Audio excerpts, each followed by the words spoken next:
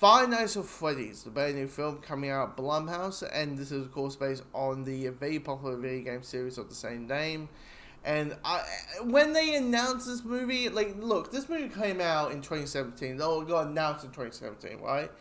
And it was in development hell. I remember Chris Columbus, the director of Home Alone and the first two Harry Potters, was attached to direct this film, and then he dropped by. He dropped off the picture, and then you have the writer of the game writing the script before the movie, and he's like writing like the 40th draft of the movie just to assure that it's the very first good video game adaptation, because at that point we didn't have any good video game adaptations. Now we do.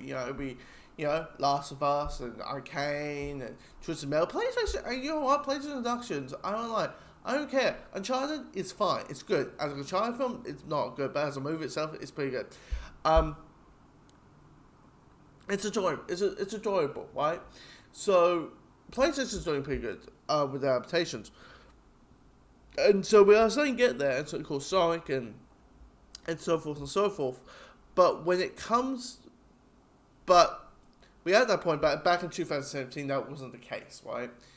To the point I'm like, dude, there's always a chance that the version that you have and the version you're like, we're done, is like the worst version you have ever. It's the worst version of the script. There's always that chance, like the more you write, the more the worse it's going to get. Trying to make it perfect isn't going to be good. Might not be the best way to treat it. But now we're here, and now we're here. It's 2023. The movie's coming out on Peacock as well, which is a bit of a if you're a person who keep tracks on movies that Universal has dumped on their streaming service on the same day that the movie comes out, which is Halloween Kills and Ends with Firestar, and those movies were not critically acclaimed, and audiences didn't enjoy as much. So that's a bit of a thing. But I just came back from the cinema. I just saw the movie, and what I would say is it's fine. It's fine. I mean, there's a mystery going on. Like, there's you know what? The movie is in two separate categories. There's a mystery going on with our main character, Mike. And that's quite interesting. And finding out what's going on with these electronics. Like, if you don't know the concept of Five Nights at Freddy's, I'm just going to give you the concept. That there's a security guard, this kid's just Mike, who is taking night duties at this Chuck E. Cheese place.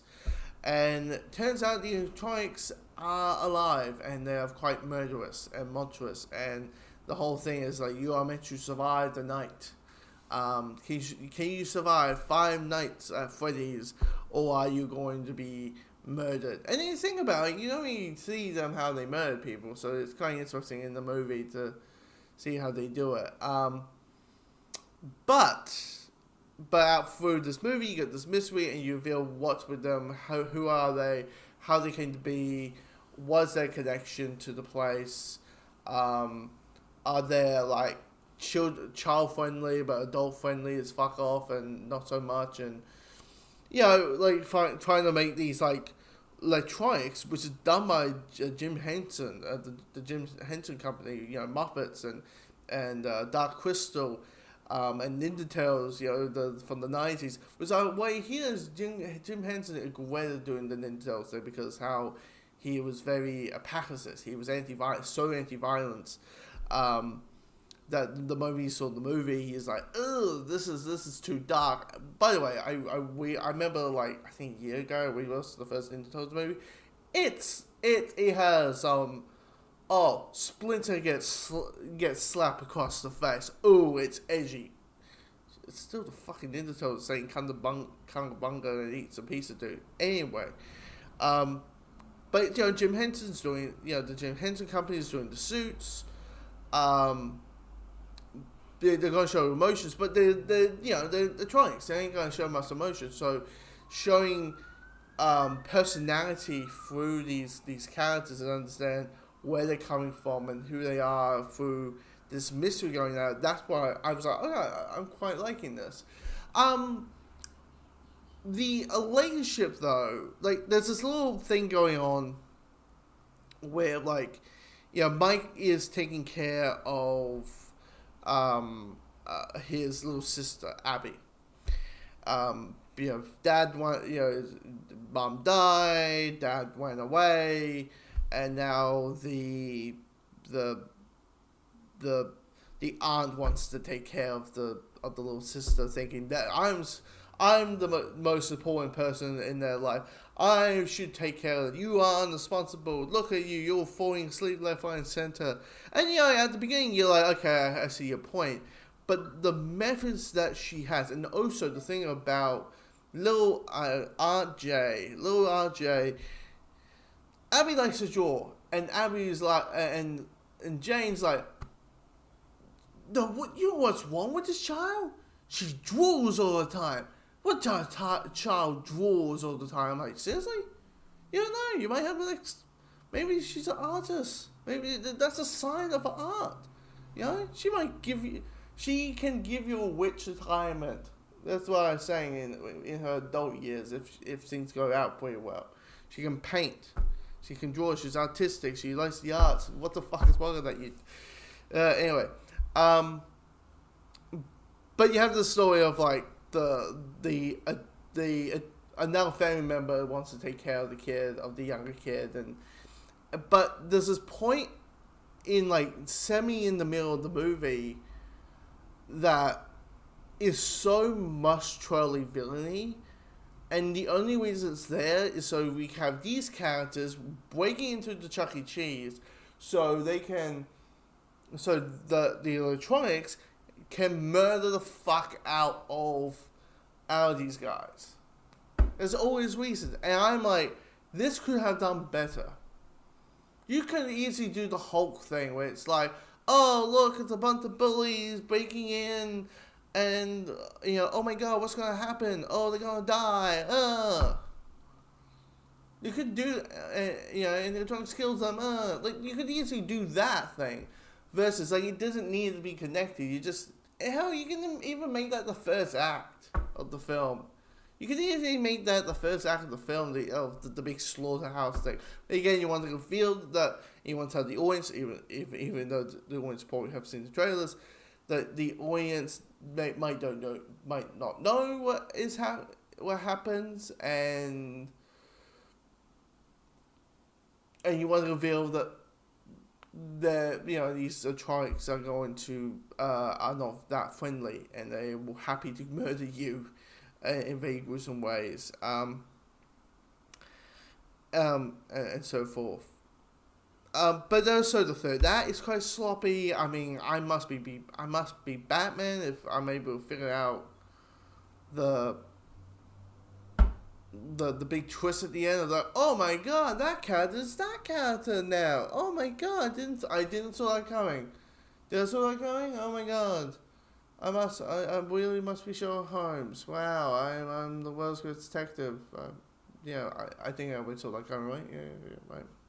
So, there's that. I mean, here's the thing. What this movie is the teenage date night. That's what this movie is. It is the very classic, and here's the thing, my theater was slightly packed. I'm normally on a morning show, like 10 o'clock on a weekday. Occasionally you maybe get one, maybe two people. There was like teenagers holding their Five Nights at Freddy's, like stuffed puppies. You had, parents and couples, and you had I was like, it was not packed, but it was like seats were getting filled. So, I was like, clearly there's an audience there, and clearly what this movie is, it's a horror movie for teenagers. This is a horror movie it's the date night type of movie who they enjoy horror, but don't enjoy horror. They enjoy a good slasher, but they don't show them the fucking Exorcist. You know what I mean? It's that type of film. There's a few jumps there here and there. Yes, they do the jump scare from the game. See, into the face, and then we go and all that. I was like, they're going to do the thing, right? They're going to do the thing. Yeah, they did the thing. Hey, they did it. I was surprised which they did. They went for the fox. We went for the fox. I thought they would go for the teddy bear. Yeah, isn't the teddy bear like the face of the damn thing? If you buy the first game, is he like the face? Not the bird, not the rabbit, not the fox, but the fucking bear, Humpy bear. Anyway, and that the third, I just like the third is so choppy. But you know here's the thing. But the rest of the movie, but it's a whole movie for like young teenage, maybe mid 15, 15, 16. It's a date night, type movie for that kind of age graphic. And I will say this to end this off. It's not the best dialogue in the world. The characters ain't that well fucking developed. I thought they would do the romance thing because you got this like the main female character, Anessa, who's like a local cop. I thought they might do some like romance thing going on, and I'm very surprised they didn't do sequel hinting. I thought they would be like, it's Five Nights at Freddy's. There's like 5 games in the series. Kind of shows there's content here. I thought you might want to milk it out. I thought you want to milk Five Nights at Freddy's, but I don't know. It's Blumhouse and they spent 20 mil. Oh my god, they just spent only 20 mil on a movie. Oh my god. Wow, we're so yeah, I know. We're so used to hearing $120. We're so used to now, $300 million for a movie, and then everyone's surprised that it doesn't break even. I know, but yeah, the electronics are fantastic and all that. It's fine. It's a fine movie. It's a good movie. Would I say go check on Peacock, or do I say go to the theaters? If you want to see the movie, go see it in theaters. Get that theatrical experience. Do not go and watch a shitty version on your TV first. I'm saying it. The theatrical experience is the experience to watch a movie. Doesn't matter what the movie is, shit or bad. But yeah, if you've seen the movie, come alone. Let me know your thoughts of Five Nights at Freddy.